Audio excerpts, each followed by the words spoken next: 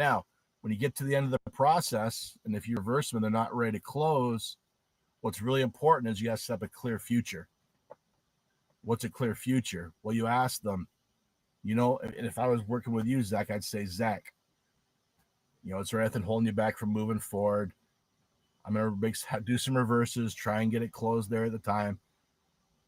But then I'll set up a clear, if I can't get it closed right there, I missed on something, I'll set up a clear future. Okay, so what I hear you saying, Zach, is you want to do A, B, and C before you're ready to move forward.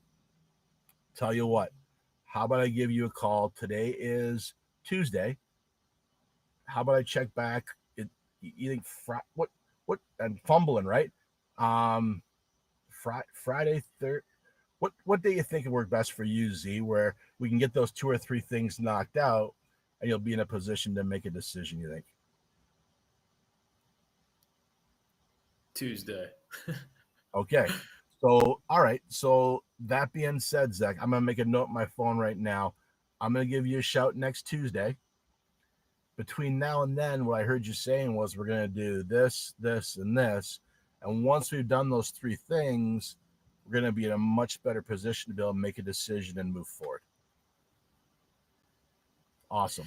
I hear you clarifying, like active listening and clarifying, which is something that I talk to people about all the time in managing. It's like, make sure you know what the hell they said, make sure that we understand each other, that's extremely important. And in the sales process, I hear you doing it. All right. What I hear you say is that when A, B, and C happens, then D is going to happen. And that's the clear future. And that's a sales thing. Also in management, we talk about expectation setting. So if you're hiring, hey, when you come, to be a part of the team, you're going to be knocking doors. You're going to be doing the sales process. You're going to be talking to, managing job sites and hiring painters. So then when they start, it's like, yeah, that's what, sorry, I got this cat rubbing her cute head on this thing.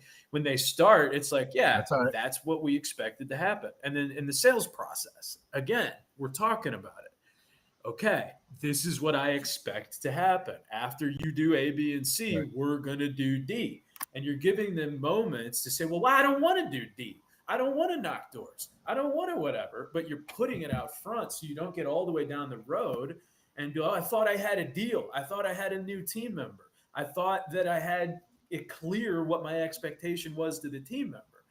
It's universally applicable across industries, but these types of effective communication, which I believe what sales is effective and honest communication. This is the value of what we've got. What do you need? I think those things that it's applicable in other parts of business as well, and not just the sales process. Well, the sales process applies, and you've touched on this just now. Did a nice job, by the way. 2 times there's a sales process. Acquiring new clients and acquiring new people. They're both the sales process. People decide to come work for you for a reason. You're giving them what they want. You're setting up for success. That's a sales call too.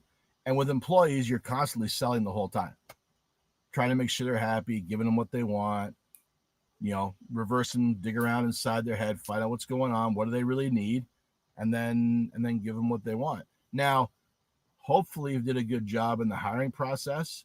You've got the right kind of people, but sometimes, people slide through your training process, your hiring process.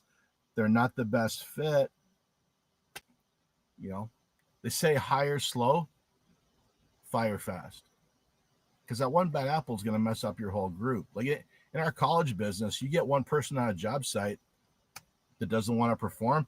Now it's going to suck the rest of them down. NBA basketball is on right now in the playoffs. You get one guy not getting his job done out there, it's going to hurt the whole team, right? That's exactly so. That's just the way it works. Culture. So you're no matter what you're doing, it's just so the biggest thing is to understand how to be more effective with it.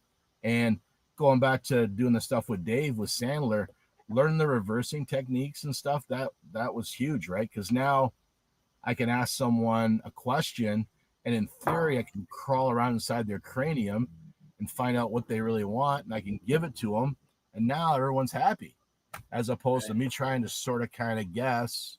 And now either the hire doesn't come to work or the client goes in the pending file. And now I'm chasing them because I don't really know what they want because I didn't ask the right questions. Everything's about asking the right questions.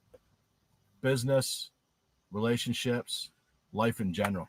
Ask the right questions, build good relationships, take care of people around you. You'll be surprised what happens in your life.